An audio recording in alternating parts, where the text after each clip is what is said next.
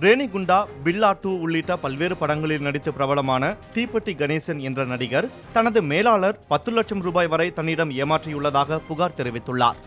பிரபல நடிகர்களுடன் நடித்து வந்த அந்த நடிகர் தற்போது சென்னை KK நகர் பகுதியில் உள்ள ஹோட்டலில் பணியாற்றி வருவதாக தகவல் வெளியானது.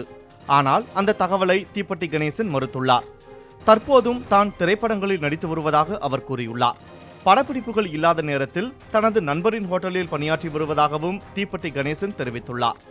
அது இந்த மேனேஜர் ப்ராப்ளம்னு நான் சொன்னோன்னா அவங்களுக்கு சாதகமாகிட்டு என்ன செஞ்சுட்டாங்க, நான் ஃபேஸ்புக்கில் போட்ட ஃபோட்டோவெல்லாம் எடுத்து இவர் இந்த மாதிரி வாய்ப்பு இல்லாமல் ஹோட்டலில் வேலை செய்யலான்னு சொல்லி, அதெல்லாம் ஒன்றுமே கிடையாது. என் நண்பர் ஜெயங்கொண்டன் அண்ணன், எங்கள் அண்ணன், அவர் தான் இப்போ ஜெயம்லாசன் வச்சு நடத்திட்டு இருக்காரு.